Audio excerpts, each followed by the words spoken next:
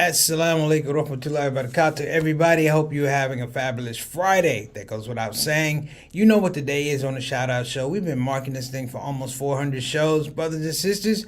This is, you guessed it, Friday Funnies. This Friday Funnies, brothers and sisters, outside of me trying to tell some jokes and funny stories and narratives, I thought we'd celebrate one of my heroes, one of my comedy heroes, and I would say he, for the black community, really for the comedy community, he was like the Muhammad Ali of comedy coming out. A lot of people say Bill Cosby and Jerry Seinfeld and Eddie Murphy, but to a comic, Richard Pryor was the salvation of black consciousness. He was the voice that told us where we come from. He was the voice that told us, don't stop being who you are. You know, my early introduction to Richard Pryor was on his Clean albums when he had a thing called an album, and I'll just say the name of it because I can't really say a whole lot of stuff about his Clean material. But he had an album called Super Nigger. And that began, if you will, the metamorphosis into the Richard Pryor that we really know. The Richard Pryor who told us, this is where I come from. The Richard Pryor who said, these are my scars. He was the same Richard Pryor who said, I understand your scars too. But only one of us could be on this stage right now. So trust me with your experience. Trust me with the racism you've dealt with. Trust me with the poverty that you dealt with. Trust me with the dysfunction that you dealt with. But also trust me with the fact that we can have a project or an engagement where we can all laugh together. And we can feel good about where we came from. So every time I would laugh about Richard Pryor, brothers and sisters, let me just tell you something. He made me feel good about not being black. He made me feel good about celebrating black life. Some people say he was crude, some people say he was this, but he was real, brothers and sisters. You know, before we got the Civil Rights Act and we got bougie, we had middle class and Jack and Jill, there was a Richard Pryor that said, look at the world you're living in. Look at the world you're living in. Look at how they treat you. Now let's talk about it. Let's talk about it. And I want everybody to say, he made laughter for me and a lot of other people in a generation of comedians and a generation of non-comedians. He made laughter a pro-intellectual action. We listened to Richard Pryor when he talked about race. We listened to Richard Pryor when he talked about drugs. We listened to Richard Pryor when he talked about politics. And we trusted him. We trusted Richard Pryor when he talked about children and drugs and power and white man. And the only thing he ever tricked us on was the fact that he made us think that he really loved himself. And he didn't. Until he had his situation and he began to love again. And by Allah's mercy, we began to love him all over again, but a different type of love, an understanding love. So we're going to talk about Richard Pryor today, the genius, brothers and sisters, of Mr. Richard Pryor, not Richie Pryor, Dickie Pryor, Mr. Richard Pryor. And I'm going to say something to NBC and all these places that they own Richard Pryor's material and Warner Brothers. You own his material, but you don't own his spirit. And today we're going to talk about the spirit of the man because we know all of his jokes. We know all of his setups. We know his ad-libs. We've been through that. All right, brothers and sisters, we are going to be back. Let's start the show. Shout out.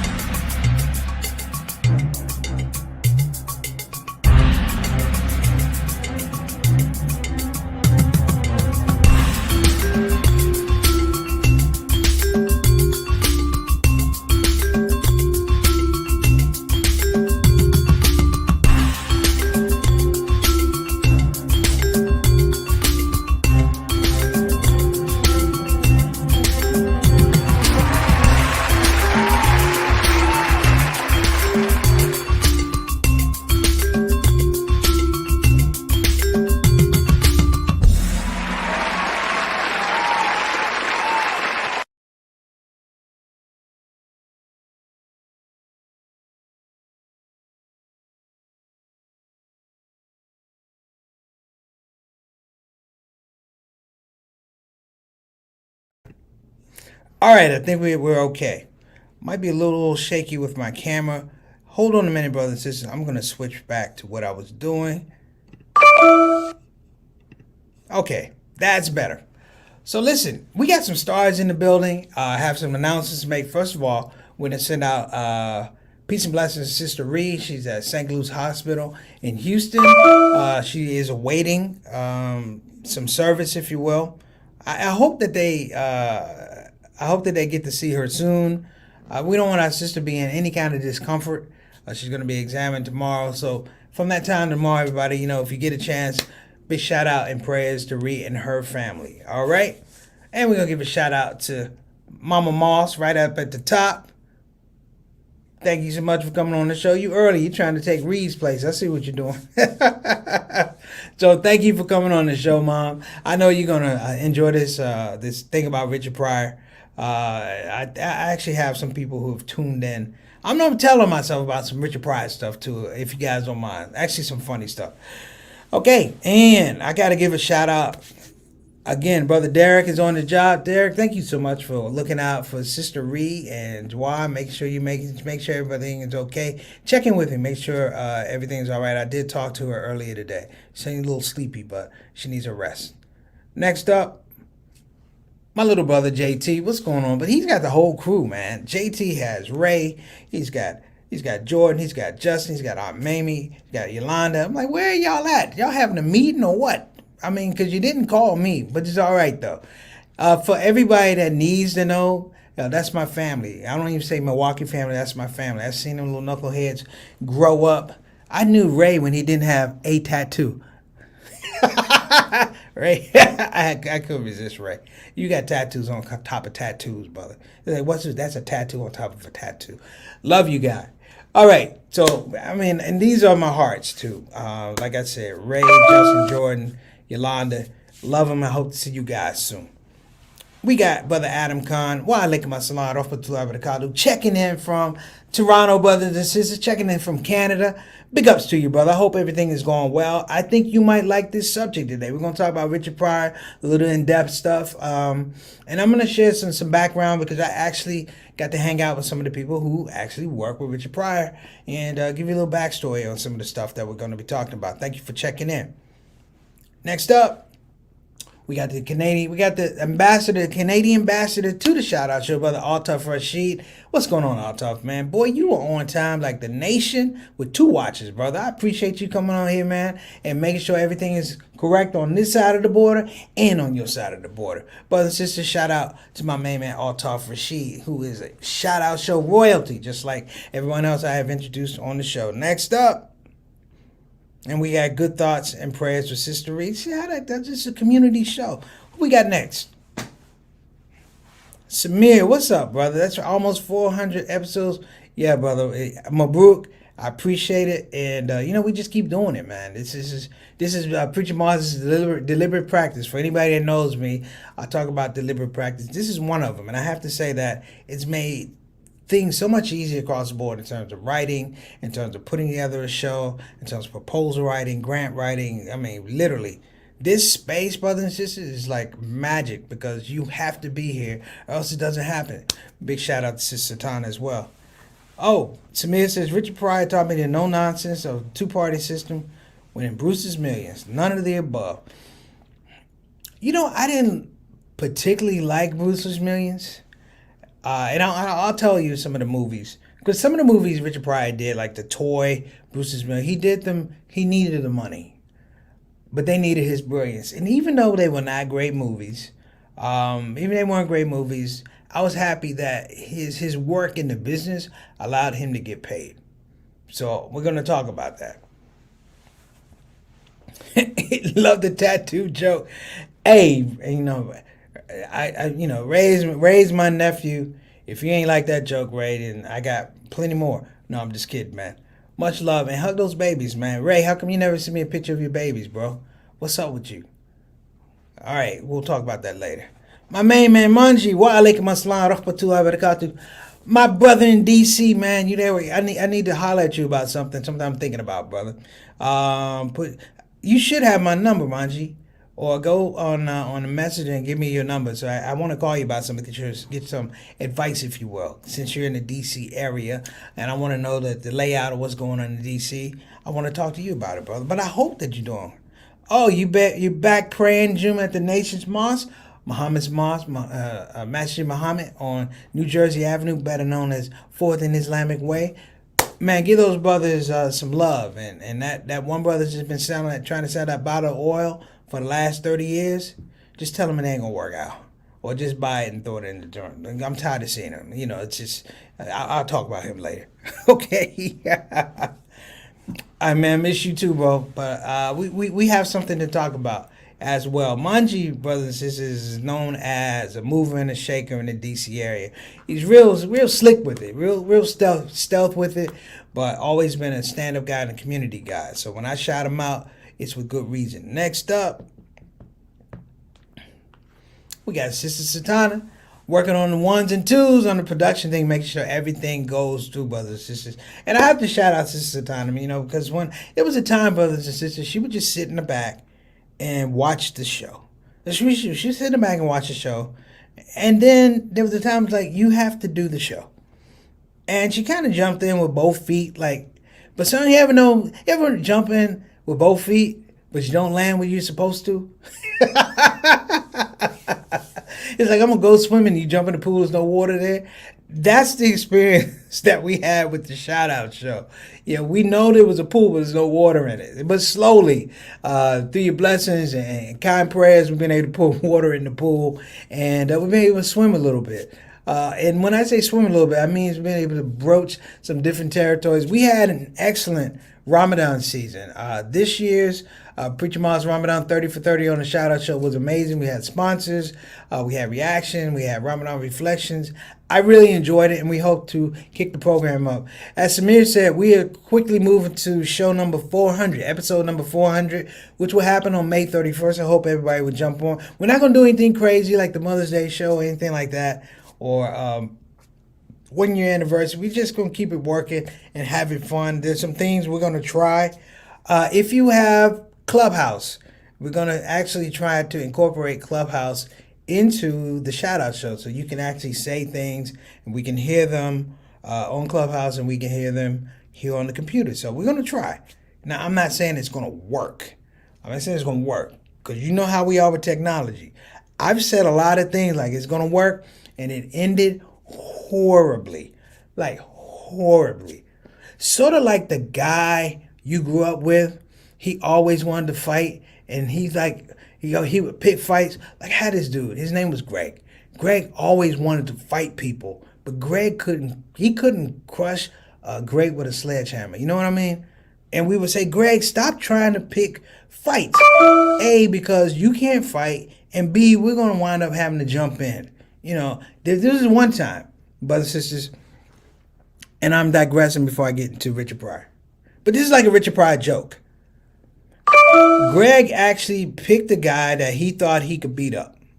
This is what I mean. He thought he could beat this guy up. The guy was maybe 4 foot tall.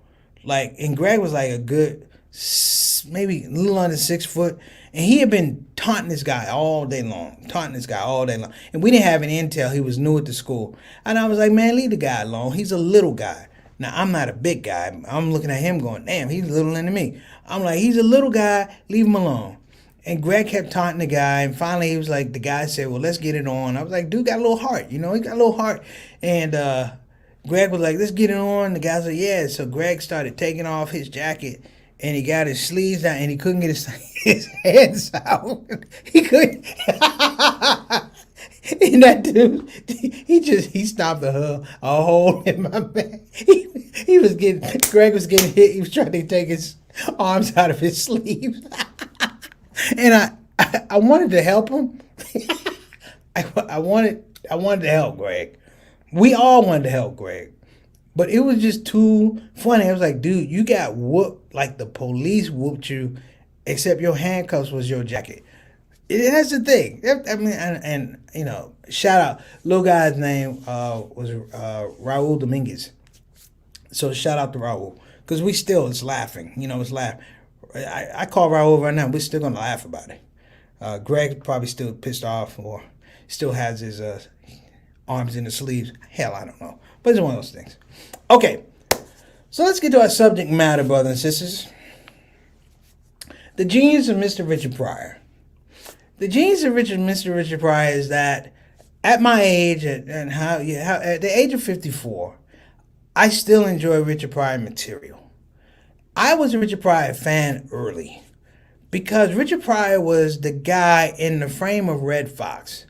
Like, you guys heard me rave about Red Fox, his timing, his thing. See, Richard Pryor in LA used to hang out with Red Fox. Now, I'm not going to talk about the drug culture that they had. Richard Pryor, Red Fox had a comedy club. Richard Pryor would come in and perform, blah, blah, blah, blah, blah, blah, blah, blah, blah. So they had that thing going. But the thing about Richard Pryor, even Red Fox said, is like he was so in tune to the community. You see, Red Fox was on a journey to be a comedian. Richard Pryor was on a journey to find peace in his life. And comedy was a thing that he did when peace wasn't there. Everybody knows he comes from Peoria, Illinois. His background is just tough background. When I say a tough background, I mean he grew up in a brothel. His mom was a prostitute. His father worked there. His grandmother worked in the brothel. He saw things that a kid shouldn't see. He saw things that a kid should never see.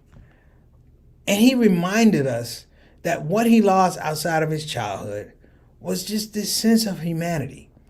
Richard Pryor reminded me all the time that there are pockets of people out there who are dead set making sure that you don't have your humanity, that you don't have your voice.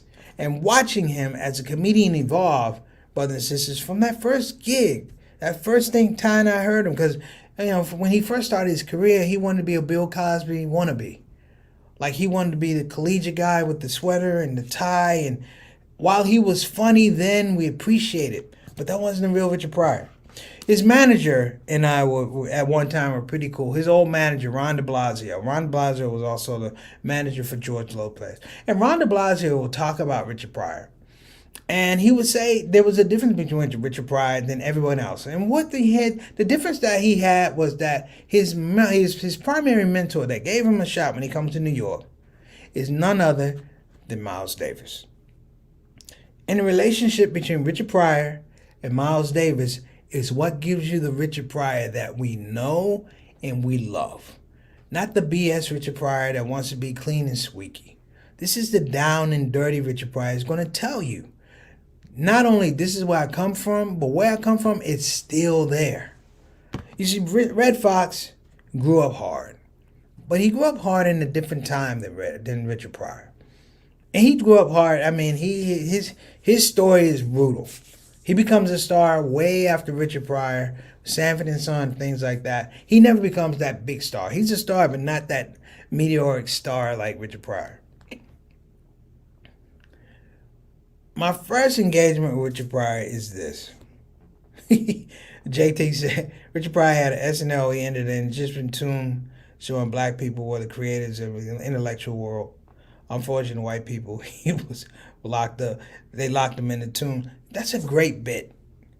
If you guys can go on SNL and find the bit, JT, if you have a link, it's these types of things. Richard Pryor playing Idi Amin on the Richard Pryor show. He played Idi Amin.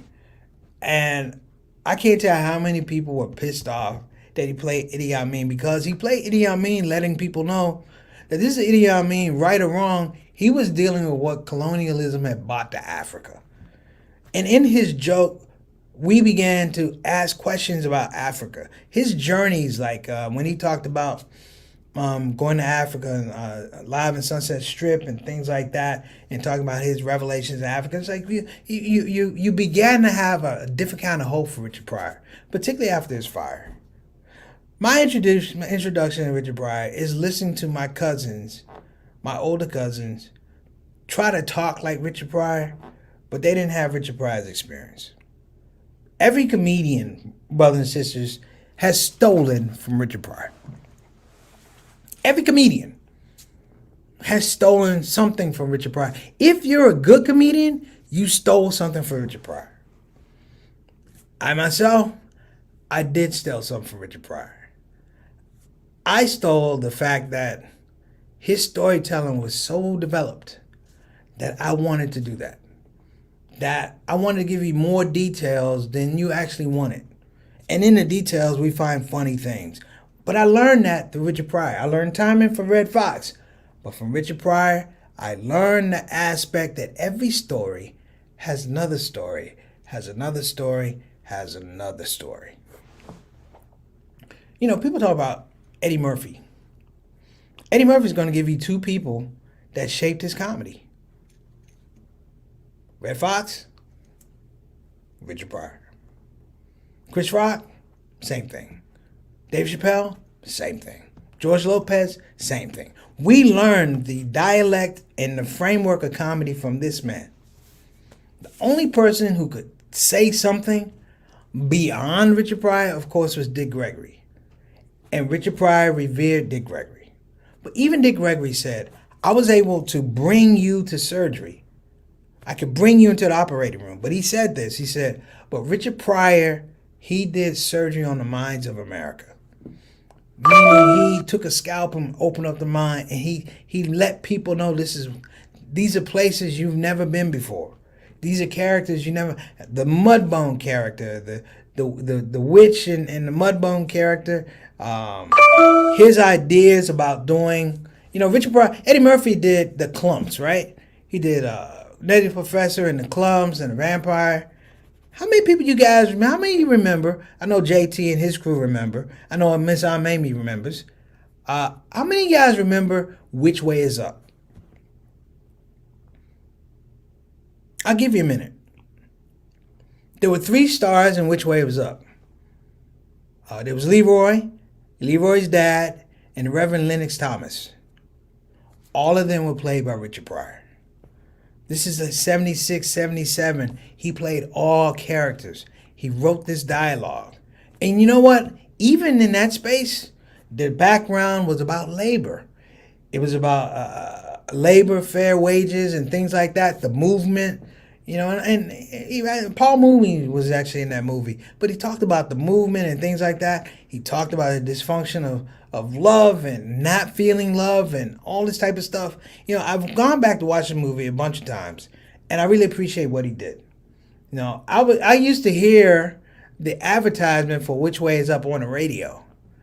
And the advertisement was funny because back then you didn't see trailers. You would just hear the radio thing. And I'm like, I was obviously too young to go see it, but I'm like, that's a funny joint. So, of course, when I got a little older, we used to sneak in and try to see those things. Thanks, Uncle Earl. But here's my thing, too. Richard Pryor wanted me, he instilled in me the fact that I wanted to know more about life other than myself.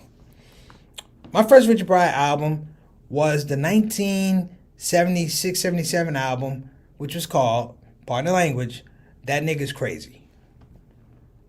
And I'm here to tell you, the story behind that is Richard Pryor produces that album, but it's a make or break album. This is according to Ron de Blasio.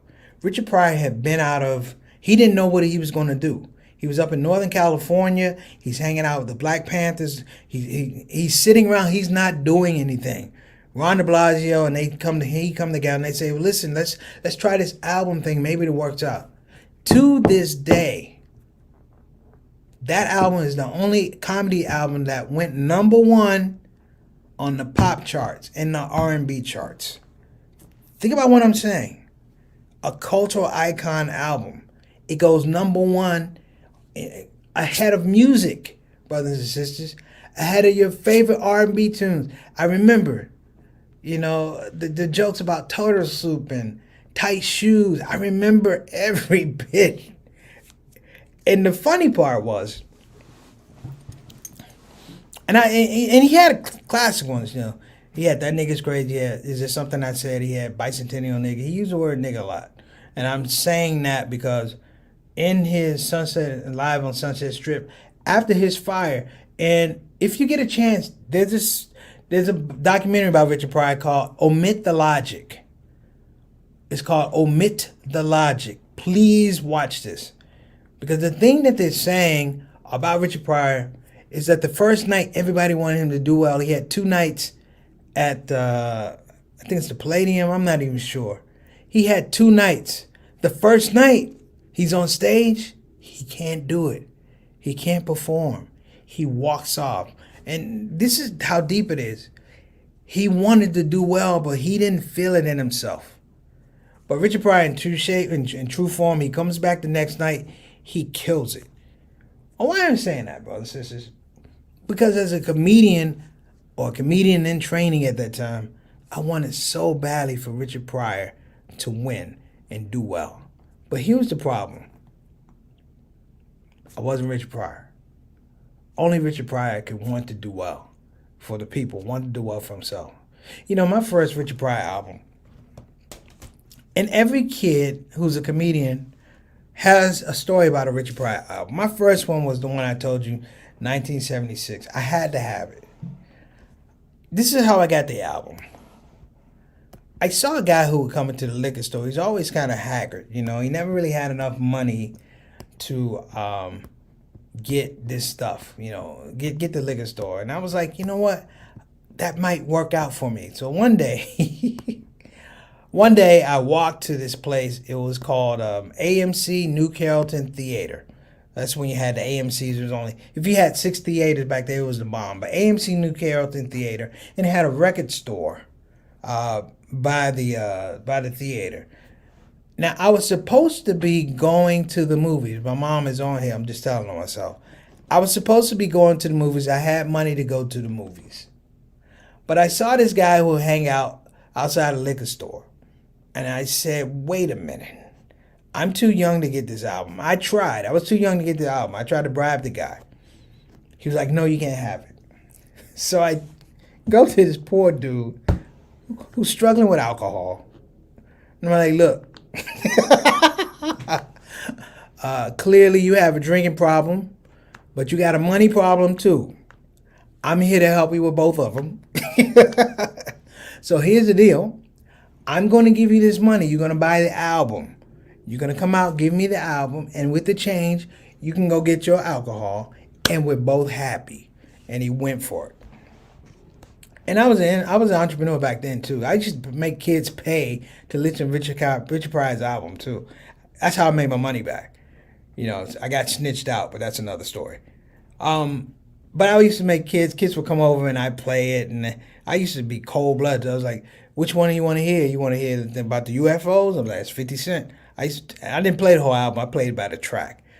But my point is, I wanted to know about this man so much. He had a great revealing autobiography called Pryor Restraint. It's a painful read, okay? It's a painful read about his father, about his grandmother, whom he loved dearly. In fact, in it was a movie sort of like his life, semi-autobiographical. It was called JoJo Dancer, Your Life is Calling. And I still get really, really emotional in that scene where Carmen McRae tells him he's going to be somebody. Like the grandma says, Richard, you going to be somebody? And it was Carmen McRae, which makes it, and that tells you something even crazier, how tied in that he would have Carmen McRae play his grandmother. You know who Carmen McRae is? One of the greatest female jazz singers ever. He puts her in that role. So it was never really a surprise when they had Harlem Nights that he had Red Fox. Red Fox killed every scene in Harlem Nights, just so I could just throw that out there. But the genius of Richard Pryor. The genius of Richard Pryor is this. He lived his life with scars. We talk about people who are traumatized now in therapy and stuff like that. He didn't really have that back then. He lived his life with scars. And I realized he showed us the scars. He showed us the wounds. And I realized that he did that so that we didn't have to go through life and have the same wounds and the same scars. He framed blackness in a way whereby I couldn't wait to get to school sometime and beat up white kids and talk smack about them and cuss like a sailor. I won fights just because I knew how to cuss like Richard Pryor. Some of y'all are guys, that's wrong. It's right. It was right. And we celebrated Richard Pryor. He was like the Muhammad Ali of our comedy scene. You know, he was like the Malcolm X of our comedy scene. And he loved black excellence, brothers and sisters. His deals that he had with major studios, they were $1 million deals, but there was Richard Pryor saying, let me put my own people on. And people can say whatever they want to about drugs and addiction and stuff like that. He told you, brothers and sisters, in one bit, he said, I must have snorted up all of Peru. He told you this. And he told, I showed Satana excerpt from the Richard Pryor show, the roast. And I'm like, yo, her mouth was like, oh my God. I was like, that's Richard Pryor. But he was honest. He was honest about being an addict. He was honest about dysfunction with his wives. He said, Richard Pryor, you've been married 5 times. What's the matter? He said, I just can't get it right. And we loved the man. He was a prince. He was a prince. My mom said he and Gene Wilder were good together. They were. Silver Streak. He was supposed to be in Blazing Saddles. I think that was the one thing that he regretted most. He actually wrote on Blazing Saddles with Mel Brooks, Blazing Saddles with Cleavon Little. He was supposed to be the character of Cleavon Little, and Hollywood shut him out. Probably one of the most down or depressing moments of his Hollywood career because he wanted that space. You know how it is when you want something and you go for it and you don't get it, but you know you were the person to do it. Hollywood shut him down because he was Richard Pryor. We can't fix that. But we can celebrate him today. So I'm going to ask everybody, what's your favorite Richard Pryor joke? You don't have to tell me now, but maybe you'll find somebody and tell them your favorite Richard Pryor joke. I got too many to, my memory on Richard Pryor stuff is like encyclopedic. It's just too long, it's too vast. And then talking with comedians that actually work with Richard Pryor, and his managers and all that. I think the thing, brothers and sisters, I'm saying is that this guy helped me celebrate, and he's helped a generation of comedians celebrate the truth in our lives. Whether it's painful, whether it's dysfunctional, whether it's happy, whether it's transactional, whether it's transformational, it doesn't matter. He made us comfortable in front of microphones, in front of audiences that didn't look like us, that didn't have the same experience as us. His album, Shooting Craps After Dark, it's a funny album. It's a funny album. And if you lived in the inner city and it's a funny album. And if you didn't live in the inner city and deal with that stuff, it was still a funny album because you had to respect the fact that every character that he gave you, every word out of his mouth, out of his experience, it was authentic. And there are very few comedians that make you feel that they're giving you an authentic representation of themselves. Richard Pryor didn't need money to do comedy. They paid him for what he loved. What he loved, though, and they can never give him money, is he loved black people. Let me say that again. He loved black people. And for that, myself, tons of comedians, black comedians, Latino comedians, white comedians, Jewish comedians, we will forever be in Richard Pryor's debt. All right. I'm done. You guys go and get on with your weekend. Because Richard Pryor said, ain't nobody paying me. Have a great weekend. Assalamu alaikum warahmatullahi wabarakatuh. I'm Preacher Monster's ShOUT Show. Inshallah. See you tomorrow.